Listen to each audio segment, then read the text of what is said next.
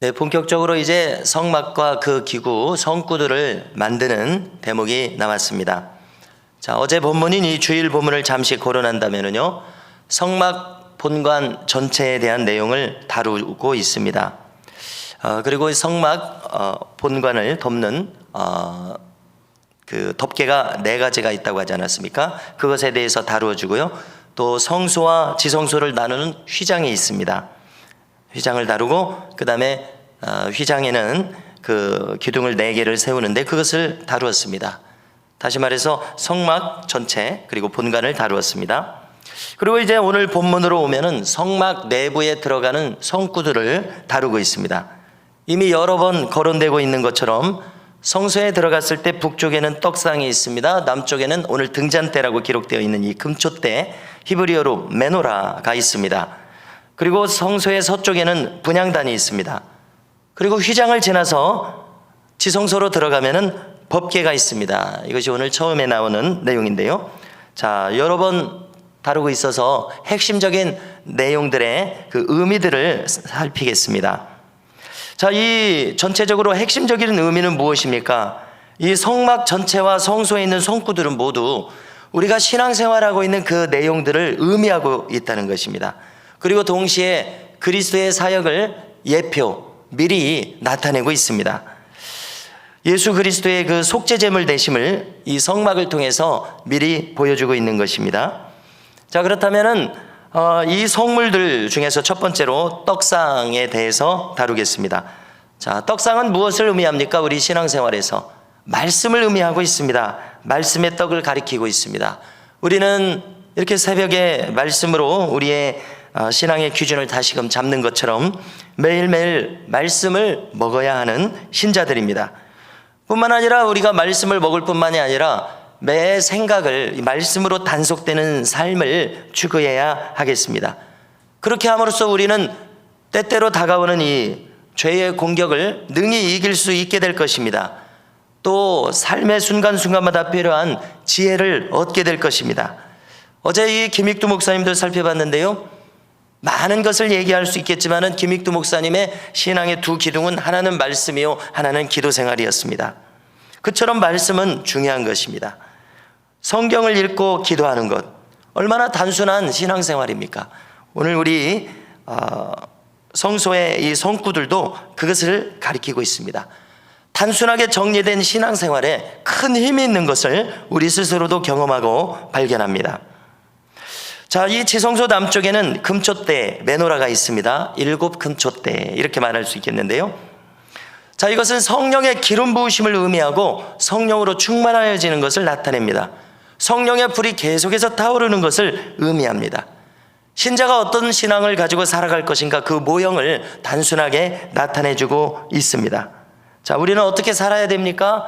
한마디로 성령의 사람으로 살아가야 합니다.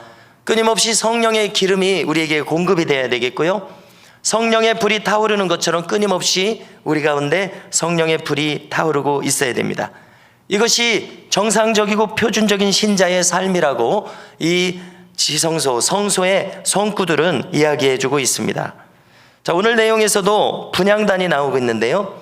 자, 분향단은 우리가 계속 반복해서 나누고 있습니다만은 성도의 기도를 상징하고 있습니다. 기도의 향기로운 향연이 연기처럼 올라가는 그와 같은 삶을 사는 사람이 성도입니다. 계시록에서 천사들이 어떻게 하고 있습니까? 자기의 금양로에 이 기도를 담아서 하나님 보좌 앞으로 가지고 올라가서 하나님께 상달되는 기도를 볼 수가 있습니다. 그러면 하나님께서 그 기도를 받으시고 응답하십니다. 하나님은 즉시로 응답하시되 우리에게 필요한 것을 즉시 주시기도 하고 보류하시기도 하시고 전혀 주시지 않기도 하시는 등 가장 선한 길로 우리에게 응답하심으로 우리에게 반드시 100% 응답하시는 것을 우리는 알게 됩니다.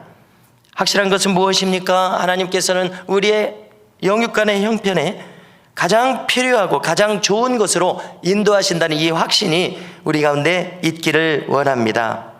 기도는 무엇입니까? 달리 말하면 단순히 무엇을 달라고 하기에 앞서서 주님과 연합하고 교제하는 것이 기도임을 깨닫게 됩니다.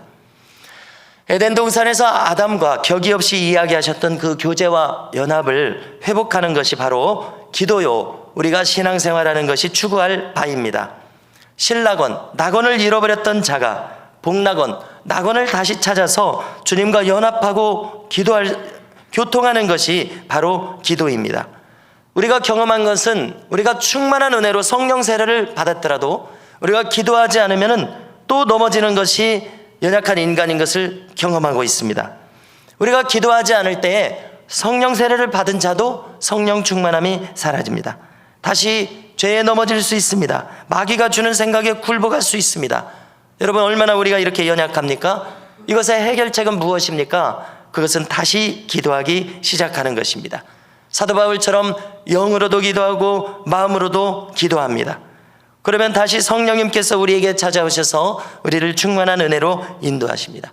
그러므로 우리가 신앙생활에 있어서 기도를 잃어서는 안 될 것입니다. 기도하는 법을 잃어버려서는 안 될 것이니 우리가 이 새벽에도 하나님과 교통하고 연합하기에 힘쓰는 우리 모두가 되시기를 주님의 이름으로 축복합니다. 우리가 기도를 생각할 때 처음에는 내가 하려고 노력하는 기도일 것입니다.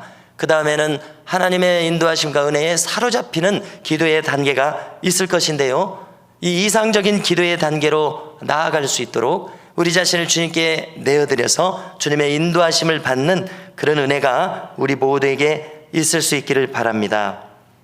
마지막으로 오늘 내용에서는 맨 처음에 나오고 있습니다마는 법궤를 잠시 다루겠습니다. 법궤는 지성소에 있습니다. 지성소는 무슨 뜻입니까? 지극히 거룩한 곳이라는 뜻입니다.